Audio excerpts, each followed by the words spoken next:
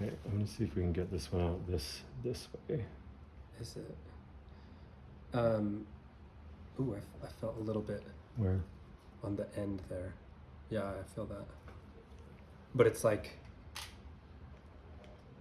It tickles. No, it's like doesn't feel like it's where it should be. Oh, because it's already kind of numb. Yeah, I think so. It's just on the verge. That reminds me, I had a neuroma in my foot. Yeah. That was quite painful. In between, like my, is the technical name for it the ring toe? The ring toe and the middle toe? The fourth. Yeah. It was between those, and so I went to get shoot, what is it called? Some sort of shot. Yeah, but it was, I don't know. I can't remember. Anyway, some sort of shot, and I am just as ticklish as you are on my feet. And the doctor, he goes and he puts the needle in, and he's just moving it around and squirting. He's like, "Can you feel that?" And I was like, "Yeah." And he's like, "Most people would be kicking at this point." And I was like, "I wouldn't help." It was honestly one of the more painful things I've felt in my life. Was he going in the top or the bottom? Bottom. Oh, I had to have that. I had to have warts removed when I was a kid.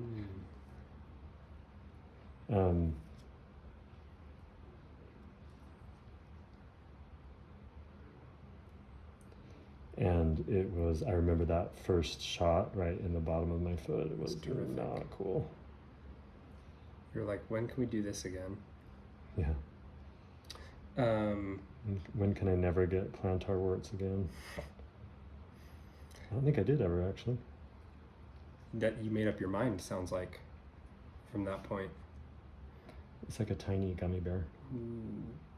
Tony came to mind. This is Tony. Yeah, I think Tony. Okay. That will do. Tony. So we talked earlier about the war on drugs and how we love it and how it's terrific. Well, and successful. So we should keep doing it harder. I watched a show on HBO. It's called, I think, Chasing Sasquatch, I think is what it is. And it starts out by a guy following up on a story he heard about people getting torn apart by Sasquatch. But then it like gets into, because the people that got torn apart were these guys that were managing a marijuana plantation, and so it kind of turned into like the underbelly of this marijuana operation that was happening in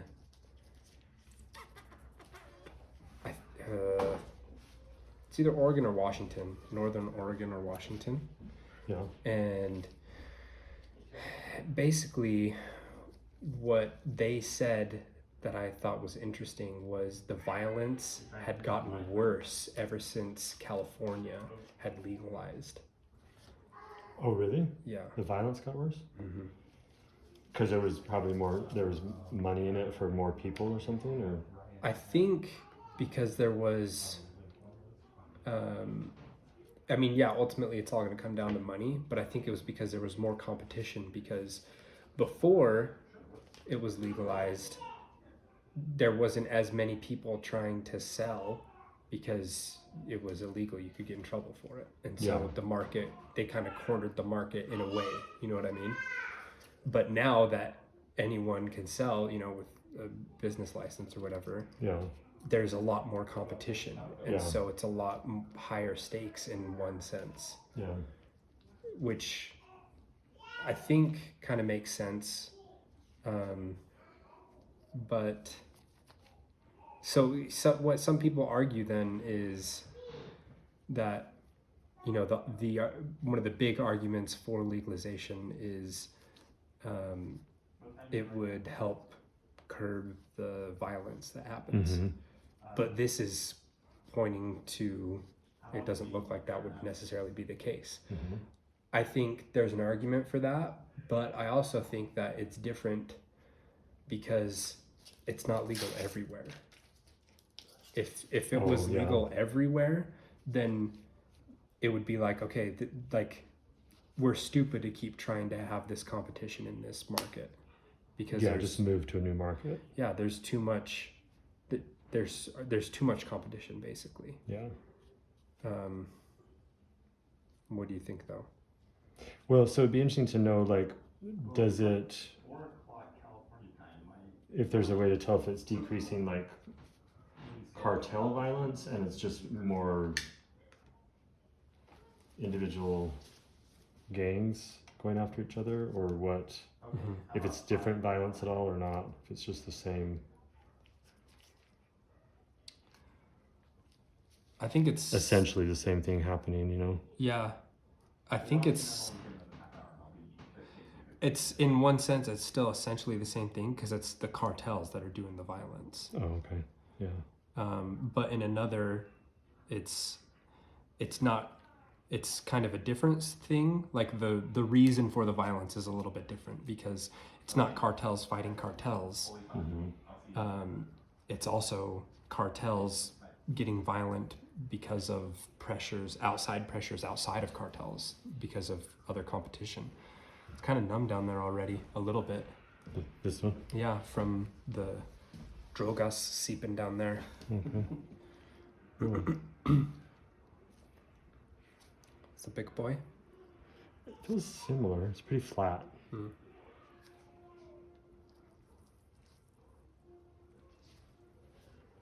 Let's see. Have you been to Holy Taco? Huh. Where's that? In the Orem. Oh. It's my brother-in-law's favorite street taco place. So that is evidently where we are meeting for dinner. Oh, nice. We should go there sometime. Who is it? Brian. Oh, okay. Holy taco.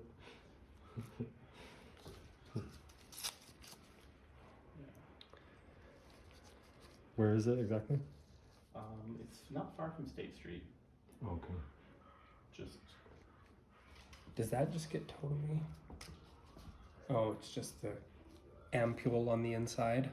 Yeah, you crack it open. It's like a light stick. Oh, look at that one. He's trying to see. Okay, there. Stick.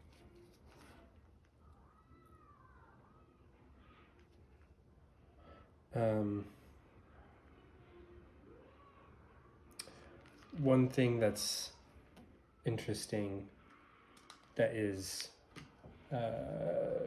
drug related, but not the typical drugs people think about, is like what are they called? Psychoactives.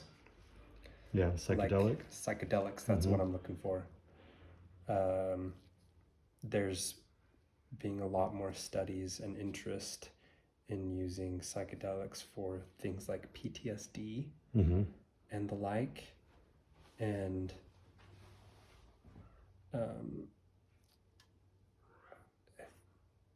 Jordan Peterson talks about a study that was done with terminally ill patients, and their experience with, I think, just one session of taking psychedelics and how it affected their kind of outlook on their situation. And it was like overwhelmingly positive, just one session from it. And then there was another study, I think, that he talks about where it was just a bunch of random people, I think, that were part of the study that did, again, just one session of psychedelics and were asked about their experience afterwards. And pretty much all of them said that it was like top 5 most important or impactful experiences of their life, which is interesting. I feel like I listened to a book that was talking about that and how it was life changing. It was transformative for a lot of people. Like you said, one session or treatment or whatever. Yeah. What I don't want to have happen, and it's a similar thing that could happen with marijuana or other drugs too, is people just go crazy with it. Because what happened with the opioids, that was kind of a precedent to the crisis that we're in now with opioids, is in medical school, everyone is taught that opioids are addictive. And even before the epidemic happened, all doctors coming out of medical school were told that opioids were addictive. And so what happened to kind of, what's the word? Like, not cause, but contribute to disregarding that is the doctors were told that synthetic opioids aren't addictive because they're synthetic. Yeah. And, OxyContin. Yeah, which is the dumbest thing ever because it's still the same molecular structure. And it's like, well, because it was created in a lab. And acting on the same receptors. Yeah, it's all exactly the same thing. But they were told that it was not addictive, and so they could prescribe it. Even then, though, doctors were still reticent to do so. But in the 90s, patients found out that there were opioids that could help with their pain, and they were actually in pain and they wanted to get rid of the pain. Yeah. And patient advocacy groups then started working with them and had a big push, part of which was pain as the fifth vital sign. The fifth vital sign was the worst. Which then when I came to residency, that's what they were talking about. Yeah, was pain is the fifth vital sign. And then with all of that going on, if you didn't prescribe opioids to your patient, you were basically ostracized. And I mean, there were lots of lawsuits that were taken out against doctors who would not prescribe opioids because the patient advocacy groups were saying, you're not taking care of your patients. They're in pain. You have this medicine that can fix it and you're not doing it. Yeah. And so fix it is the wrong word. Which, it's not even fixing it because all that it does is makes it so you don't feel the pain initially.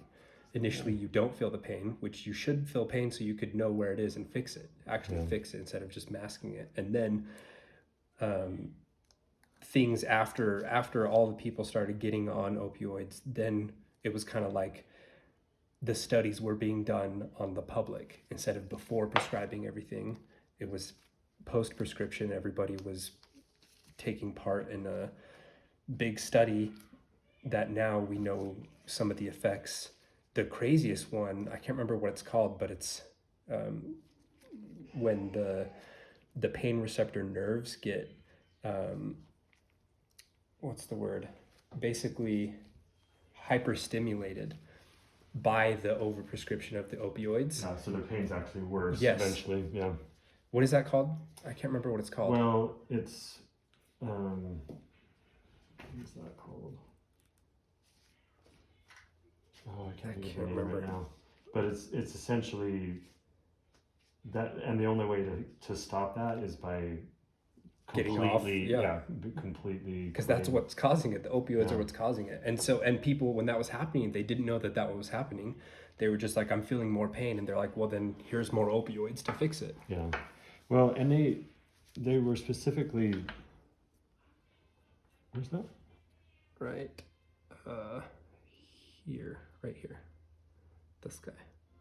And they were specifically saying there was one paragraph. What's the best way? In a journal that was just saying. Right here. Maybe we need a pen. Yeah.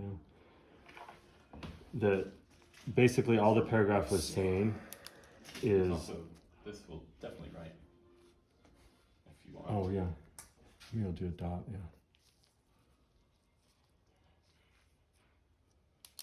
It's got a little place to hide in there. Yeah. A little nook or cranny, if you will. Yeah. I think that's the technical term.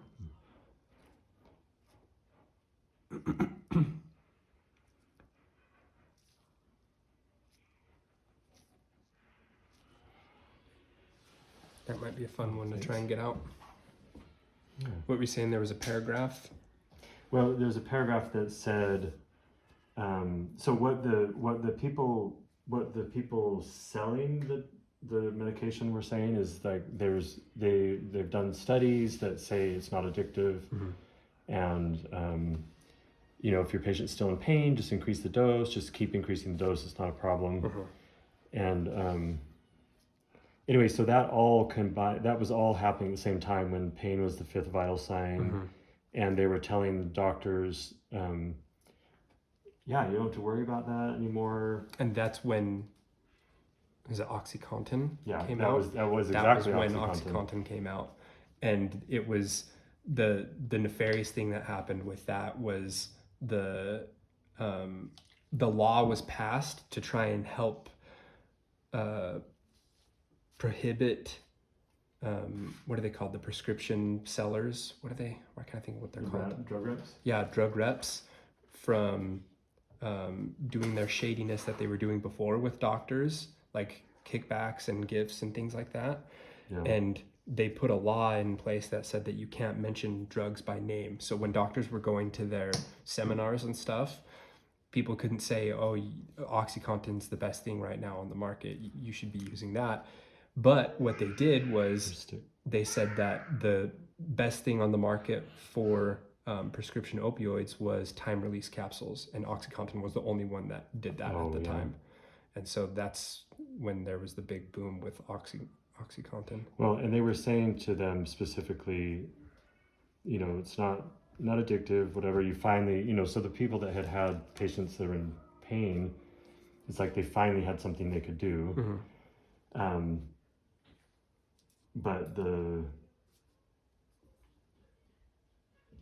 But the problem is, I think one of the biggest problems is, well, two things. One, that study wasn't a study. It was one paragraph that said patients who are having surgery in the hospital and are given morphine or other, something like that in the hospital, the addiction rate is negligible. Like there's basically nothing that comes of that, but that's so different than saying prescribe month after month after month these opiates and that it's not going to be a problem. Yeah. Like morphine and Dilaudid and those things they do have a good, like they are good in their place, which is basically a severe acute pain, from surgery or just for a short period of time. Because you shouldn't be feeling pain after that amount of time. Yeah. And if you are, it should be subsiding. Well, and you need to figure out why, if it's something.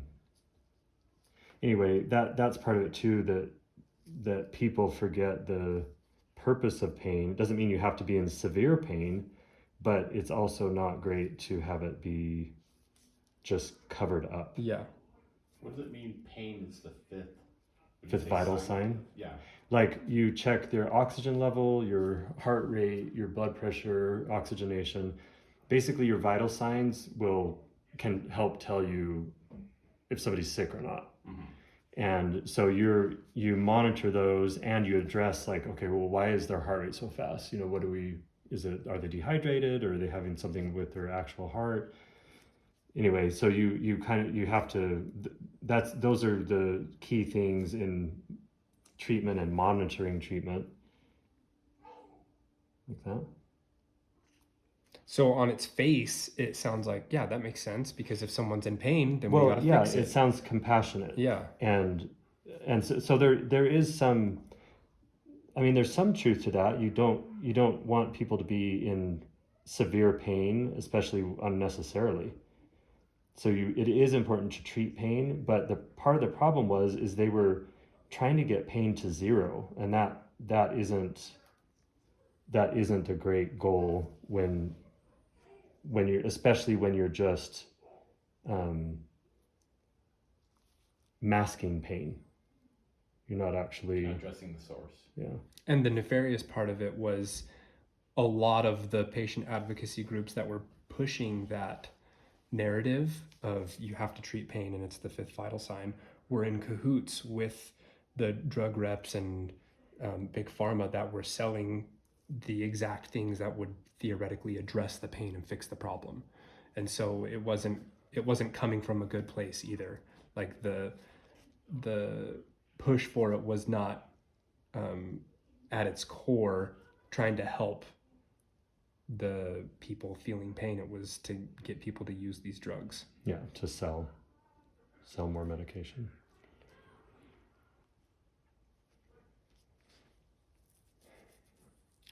Yeah, they had a lot of drug reps pushing really hard. So my reason in bringing all that up was after all these people got on these high doses, we're seeing the results of it, where it should have been the other way around. We should have done more stringent testing and verified actually whether or not it was addictive, which common sense kind of already tells you that.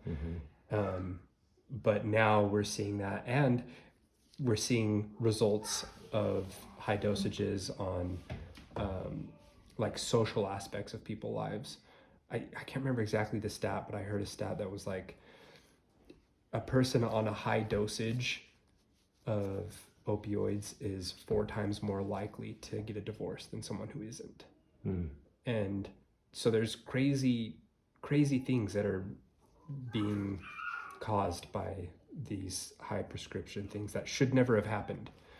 And what I don't want to have happen is similar things with marijuana or with mushrooms or other types of drugs, where it's like the argument that I hear a lot of people say is, well, people have already been using it recreationally for so long and it's been fine. And it's like, well, no, it hasn't. There's lots of stories of people having psychotic breaks with marijuana.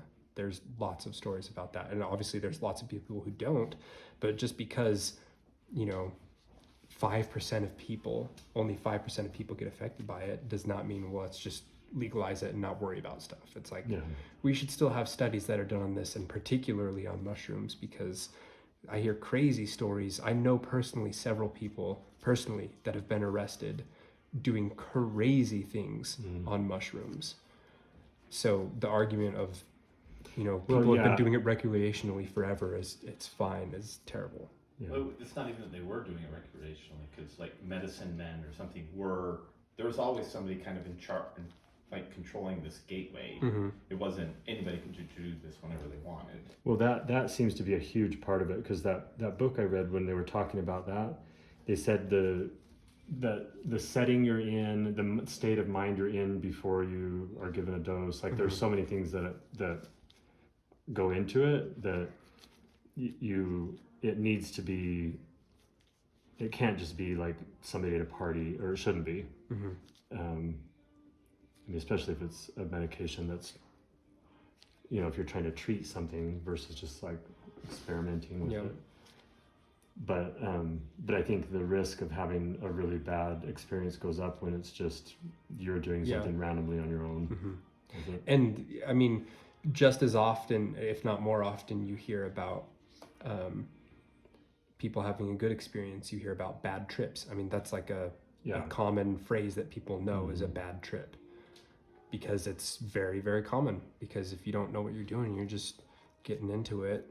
Or even if you do know what you're doing, that doesn't necessarily mean that you're not going to have a bad trip. Yeah. And so just saying legalize it and have free reign, I think could get a lot of people in trouble in more ways than one. Yeah. Well, and I think like you said, it also, I feel like it would be helpful to have, states could make their individual laws, but to have it, I think we talked about this before, I feel like to have drugs at least decriminalized, like universally, would be good, but you have to switch, you'd have to basically divert war on drugs money to like tons of education and also treatment, because I think no matter what, even if all drugs were decriminalized, you're still going to have people that are addicted to them, and it's causing a lot of problems in their life. but if we change that mindset of from criminal to more like mental health or a patient side of, something like addiction and that sort of thing, it changes a lot of things, including like that person's future if they can get a job. And well, I think a huge thing that we'll see right away is if we do decriminalize it, then people will be able to get jobs. I mean, right, you don't have a felony for possession of marijuana for something so dumb that so many people do with no issues, and whether or not it's legal, so many people smoke weed and are fine. And so because you get caught, then just being hosed for life. Well, and that's a big part of it is not, decriminalizing doesn't mean that they are harmless, or I mean, it's just like alcohol. Prohibition didn't work, but it's not legal to drink alcohol now because it's harmless. It's one, because it doesn't work, to try to force people not to do it, and two, because people, like you said, people are going to do it anyway. But I think the key thing is to focus on education and treatment. And I think it's tough for parents because it just is horrifying to think of your child ever having addiction problems, or just getting into having just one bad thing happen when they were drunk or high or something. But the fact that they're illegal is also, I think, unfortunately becomes a crutch for some people, like just in general, but I think in parenting, it's easy to just say, well, they're illegal, and then you don't talk about it. Yeah, that's why we don't do it, because it's illegal. Yeah, it's like, well, no, the reason you don't do it is all this other stuff. There's lots of reasons to not do it. And I think just talking about it, just say, well, why would somebody want to do that? Like, what's interesting about it? Why are people drawn to it? And I think, I feel like that would be a much healthier way to go about it. But it's like a lot of things, people are just, there are certain things that are uncomfortable enough to talk about that people would rather avoid it. I'm just anything, sex education, all kinds of stuff that people don't want to have to deal with, even with their own kids. It's just too awkward or whatever. But that obviously, one thing that has work. Always shocked me is the fact that we had prohibition and we stopped it, and then we're doing basically as close to the exact same thing as you can get with the war on drugs. And it's like, did we forget like how poorly that worked out? Catastrophic failure. Yeah.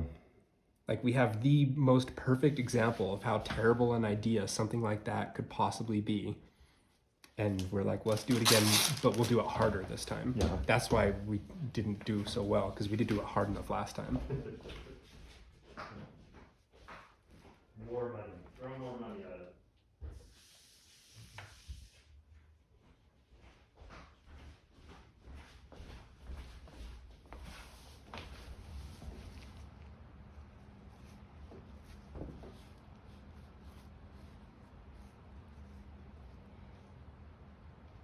Yeah, I think it's easy for people for a lot of things to just say they'll spend more money on it instead of actually finding. Let's see this again. Yeah, and it's like, just use common sense. Like, is it working right now? Well, then maybe we should try something different.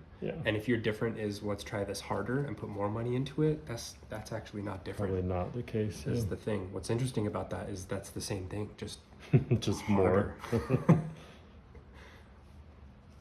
It's like this square peg can go in this round hole. We just need a bigger sledgehammer. Or somebody that can swing it harder. Yeah, which I suppose maybe that could be the case. What did you say? Tony. And look at Tony. Tina and Tony Jr. Very similar, yeah. Even look, even that little bit there and that, Oh yeah. very, Beautiful specimen. yeah. It's like lipomas. I think they say are supposed to be like snowflakes. They're all unique, but Yeah. those two are kind of maybe we need to they are contact someone about they that. are related. I think they're genetically related. I could see that honestly. Some familial ties. Blood brothers. Is that? Blood brothers. Yeah. All right. Let me think of which one. There's so many options right here. Which one do we want to do? I think. Maybe we don't do a huge one first for me. This guy. Oh, I forgot your plan. Yeah. Oh.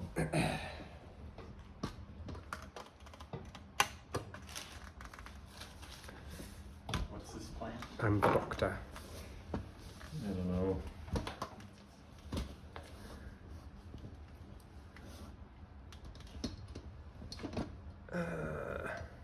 Did you stop it?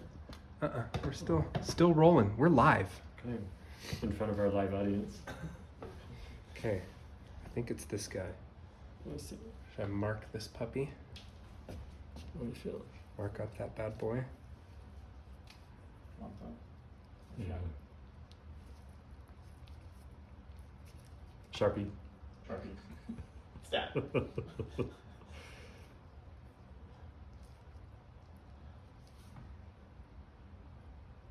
Which stands for status immedius. Oh. Or it's an acronym. Status dramaticus. I asked another doctor what stat meant. Actually, a couple of them, and no one ever knew. But are you making that up, or? It sounds right. It sounds like it could be right. I can't remember. I think, Ooh, this one's a pre-dipped. yeah. Goodness. Here's the kit. Pre-dipped. Let's see. This is just lumpy here. We'll put this in. We might have to draw out more lidocaine.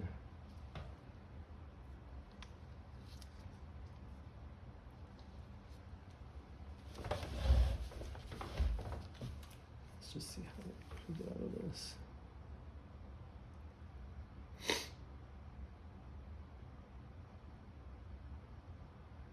Bulge. Zabolj.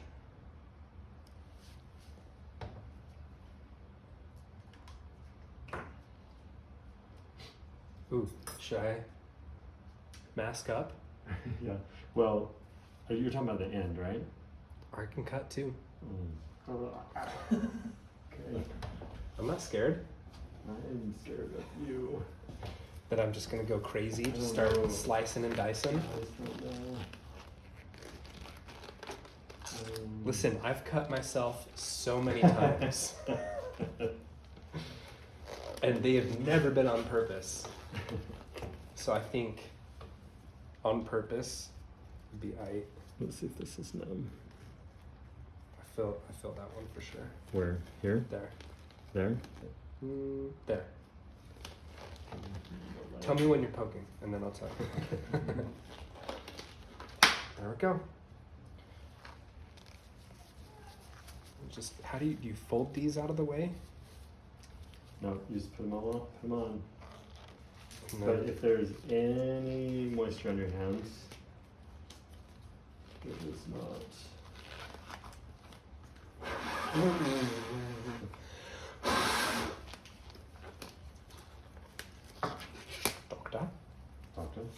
Doctor, Doctor. and doctor. All right, we get everyone? Mm-hmm.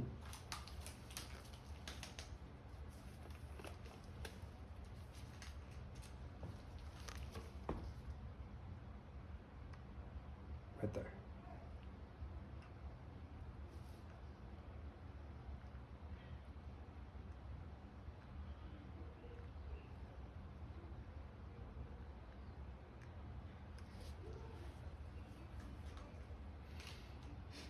Beautiful. Okay, this, oh, it's pretty swollen now, but do this Waltzed. when you, yeah, while you're cutting. To let it know what's going on. No, because you want to see when you get through. It's good. So I don't just go straight. One of those. One of these here. One more. Oh, are you still filming? Yeah. These here. Thanks. So I don't go just straight to the bone. Yeah, and then you'll know when. Okay. Now this tool is held like this. That's what they taught you in medical school. When we didn't use handles for these. See. Yeah, feels good. Feels terrific. Ooh, do I feel it? No, I don't. Open up for.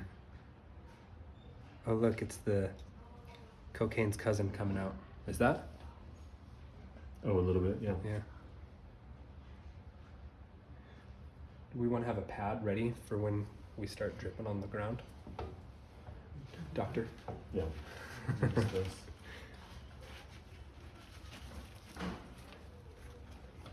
Oh, I forgot. These ones are so painful at night. On your legs? Yeah. Because I'm cutting through more, you know? Mm-hmm. It's more deeper. Yeah, keep working it. See, because you want to. There we go. Right when Look, you get through. that's it right there. Pretty sure. Doesn't it look like it? Right there? It could be, yeah. Yeah. There's also fat, Hey. regular fat. There's also Pretty. that looks like it though. Yeah. It feels like I can feel the Pressure. no the like almost grittiness when I'm coming yeah. through. Work it a little bit. Work it, baby. Get this side, I think.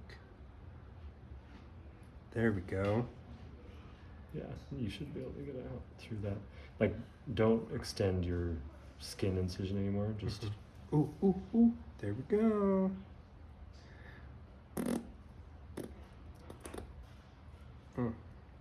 Slimesville. Okay. There we go. Bert. There. Cavernous. You don't even need to go to medical school. All right. Nope.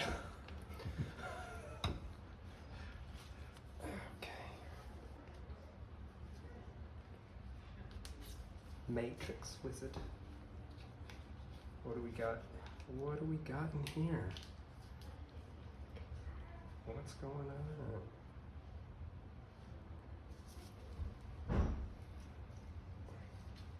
Okay. Now, so use this and grab. Right here? Well, yeah, you can pull it out, but the way you load it. Como así? So Twist it this way. yeah, but don't stick yourself. You're more squeamish this way than when you're not in control. Heck yeah. Oh my word. Here, let me just show you once, because you're gonna have to do it more than once. Okay. Deal. So you're gonna grab that close to the thread. To the nub. Yep, and then click it in. Okay. Lock it. Mm. This one's not locking super hard. And then what you do is Right there. this, when it goes in, it's supposed to be at a 90-degree angle to your skin, that part of the curve. And then you go in. Scoop it. I feel like you should go in, get the needle again, reload it, and then go out. Because it's hard to make it all the way through. Sure.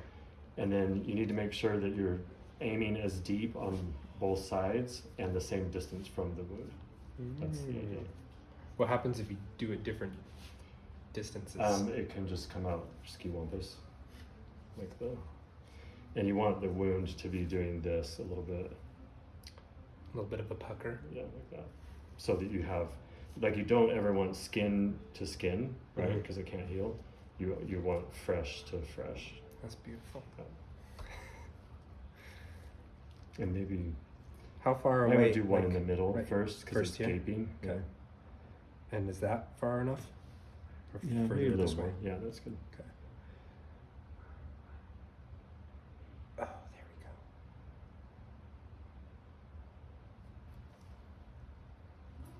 Where are you at? Oh, there it is. Right there. I will do that. So assistant, an assistant. I think. Oh.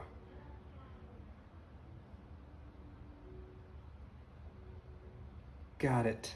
Can I use this to hold the needle so you can reload it? Reloading.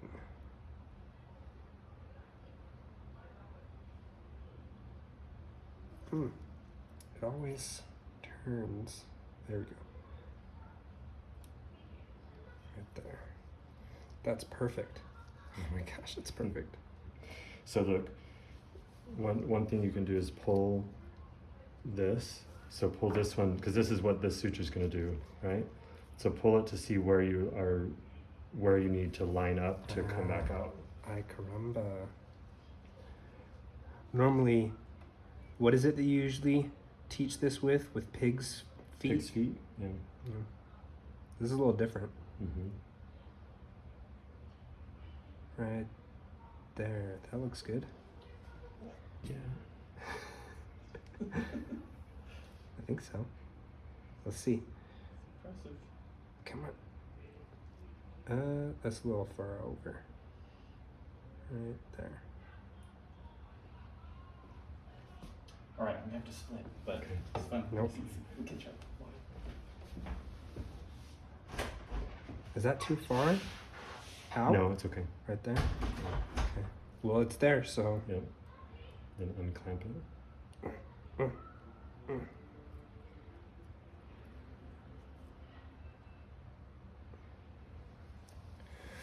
Da-da-da.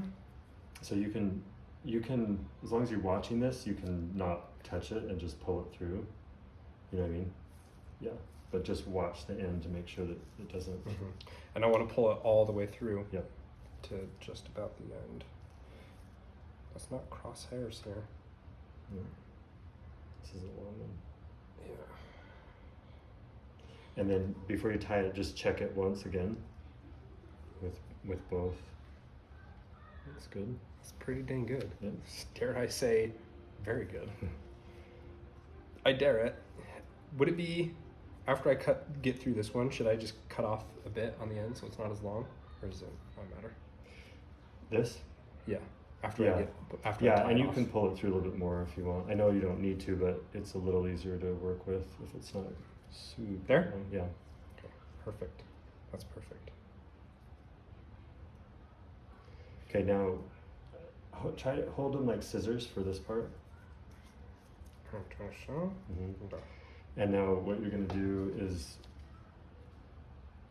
you're going to use. Let me hold hold this one this in. and wrap it around. And, Yeah, so I'll hold this just because it's long. okay. And then you grab. Well, no. So you're gonna grab that after you make your loop. So you're gonna make your loop with this around this. So, wait, hold it 1 second. So you're gonna take it. You have your Do I forceps. clamp on it? No. Don't clamp. You have your It's just forceps. loop. You're gonna wrap around twice. Yep, twice like that. And then grab. Should I do Did it you get further both down? of them? Yeah. Do it closer to it. Once, twice, And now while it's on there, now you grab that and then and pull. pull it through. And then see which way it's gonna lay. So you're gonna bring. So just pull your hands toward you and look at it, and do it the other direction and look at it, and see. Make sure it's lying flat. That there you way. go. And then pull.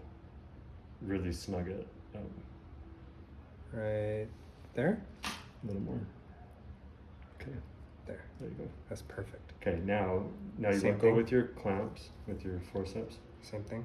and go the other direction once. And now grab it again.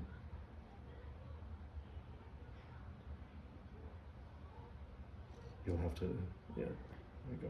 Now when you tighten this knot, it's the opposite direction. There we go, good. Now you go one more time the original direction, a single loop. Like that? Yeah, just a single one is fine. Okay. And then, burp. And then pull it again the way that it lies flat. Go. Okay. And then Perfect. Oh my goodness. leave more. There? Yeah. Because you got to be able to take them out. So you always leave like 1/3 of an inch or something. Okay. Just of the little Yeah. of that, just enough Just to like be able grab to, it and then. well, yeah, you can just aim for. How do you take it out? How do you like? What's the recommendation? Oh. Because what I always do is I just grab one of those ends and pull and then snip. Yeah, so when you have those two ends sticking up, you grab them and loosen it first, and then you can just, if you're pulling a little tension on it, you can get something under it and cut the loop. Okay.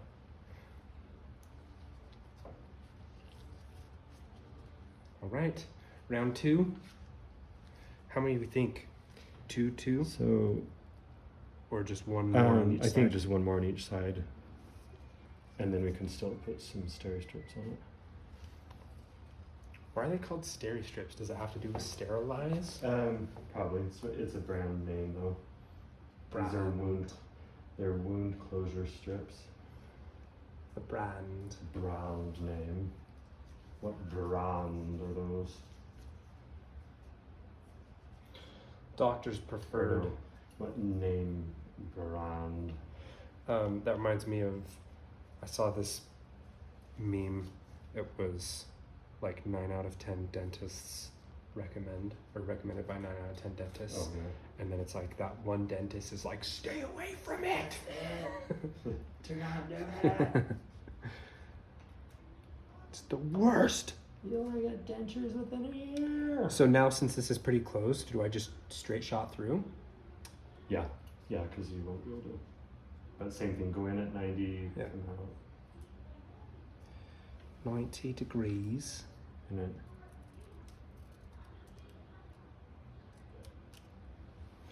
You know what? oh, Oh, got it. oh, these are easier though. Than the curved.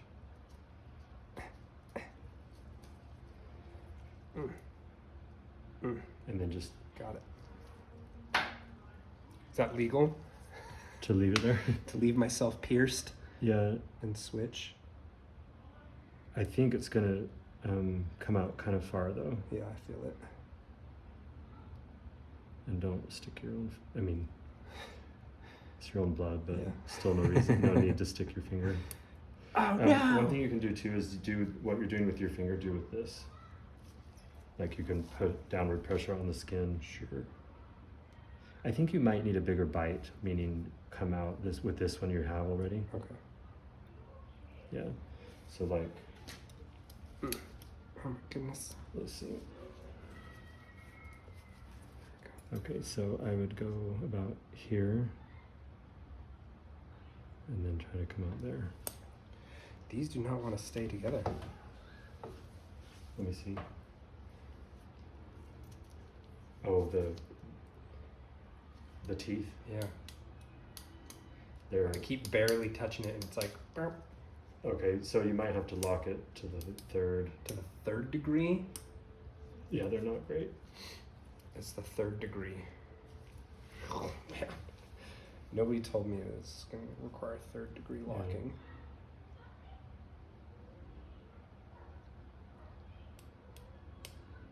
Boom.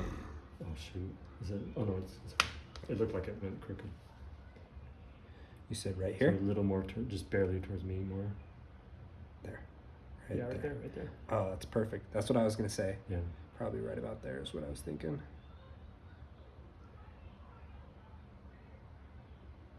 and then use that to do what your fingers do. Yeah. It's hard. I can't tell. I can't feel it, you know? I can't feel anything. And with my finger, I could kind of feel. Yeah. Let's just freaking Where pop it's up and starting see to what tear. happens.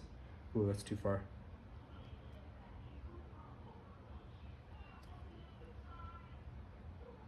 I feel like it got curved. Let's see.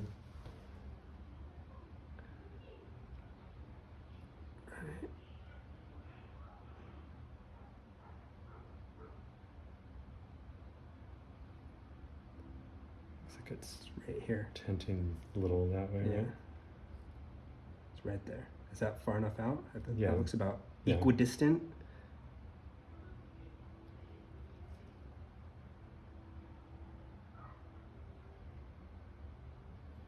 Man, Push down with these.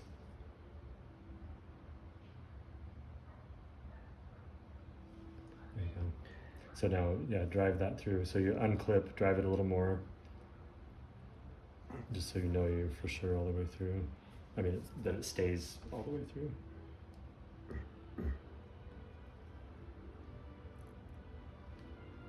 And then just, I feel like I can grab it. yeah. Come on. Come on. It's being shy. Mhm. That's okay, guy. There we go. It's easy. It's like cutting butter. Mhm. Where are we at?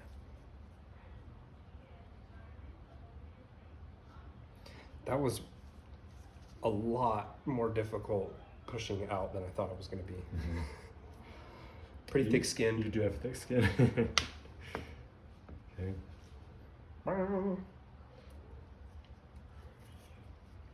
It's a little long.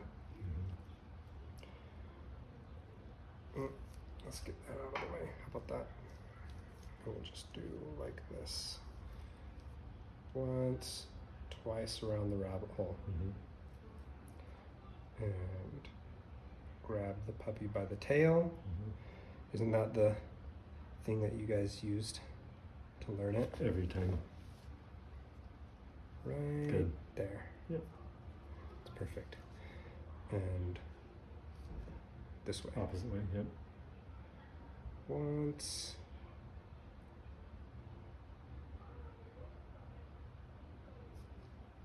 This way. Kerplunk. And then once. Mhm.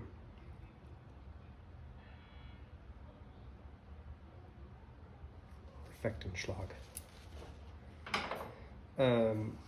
Doing this makes me that more upset at the midwife that was helping me out Mhm. get stitched up, because she took literally, it was 2 or 3 hours to do like 6 stitches. And she's like, I can't use tools. Can't use tools. Yeah, she had to do it with her fingers. So she's down there Oh. with her fingers for 2 or 3 hours. Wow. I'm just gonna repair this. I was like, listen, you're in your 50s. You've been doing it for how long? Just learn how to use the tools, probably. Yeah. Because those are a lot smaller than fingers. Yeah. Reaching in to an awkward place. Yeah. So that was a really fun experience for everyone involved. Mm. Perfect. Thank you, doctor. Mhm. Okay, so I'd go. Just basically just choose the middle of this.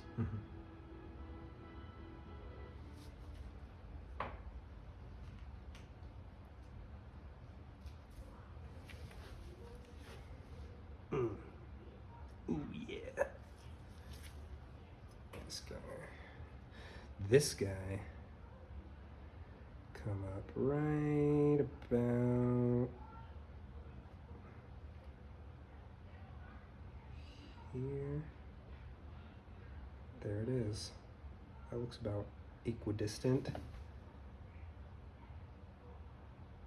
There it is. I can see it. I see his little head. What do you think? Push again. It's right there, the little dot. Yeah. You think that's all right? Yeah, All right. it'll be okay. You're the I doctor. mean, you can, if you want, it would just be a little bit that way to your left. If You want me to if move wanna it? Change it. I don't think it's gonna make a big enough difference. I don't think so either. That's what I was gonna say. I was like, this is probably pretty good. And while you're there, you can try to grab it with the forceps.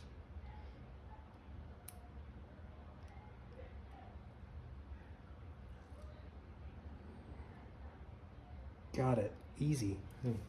Easy peasy. Lemon squeezy. Did you watch, shoot, what is it? Queen? It's a Netflix movie about zombies in Las Vegas. It's fine. It's fine. Okay. It's fine. But there's a funny part where there's a Japanese business guy who is recruiting some people to go into a casino and get a bunch of money that was stashed there.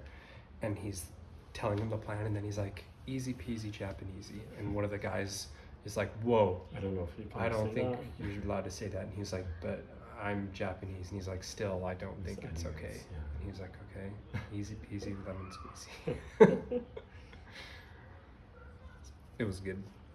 Good one. Whoa. Okay. And it was like a German dude who said that.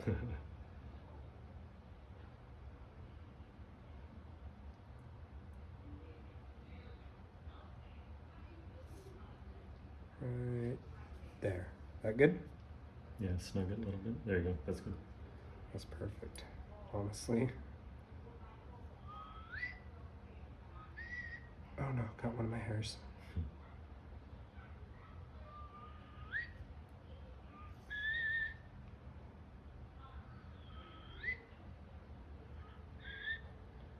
Kerplunk. These ones, yeah, this is quite long. Yeah. It's because they're expecting you to stitch up a stomach that's opened, apparently. All the way down.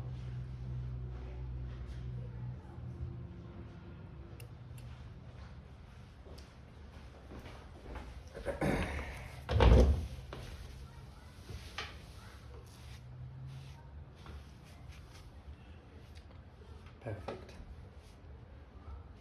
Is that okay? Sharps. Did you want to do steri strip still, or Can't leave your sharps in the room. No. no? There. Oh yeah, dos pequeños. Und is this fun? Oh, tail.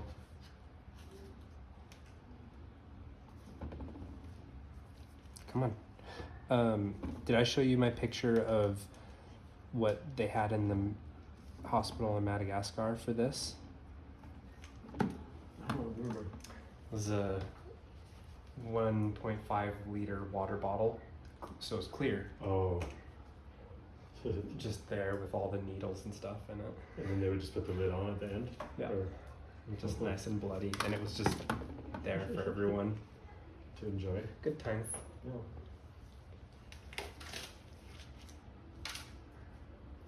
Okay.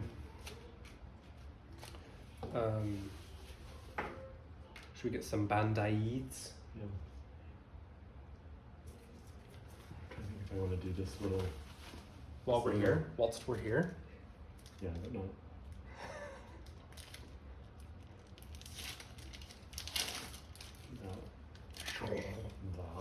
Here, wait. Big boy. Hurry, wait. Neil's pouring. Mhm. Oh, on the bandaid.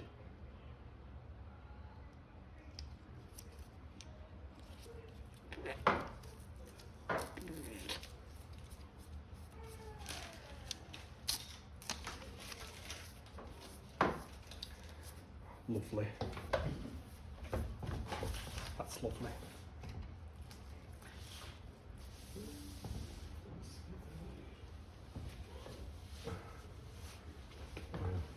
Well, probably better to cover it tonight. Yeah. Yeah. Uh-huh.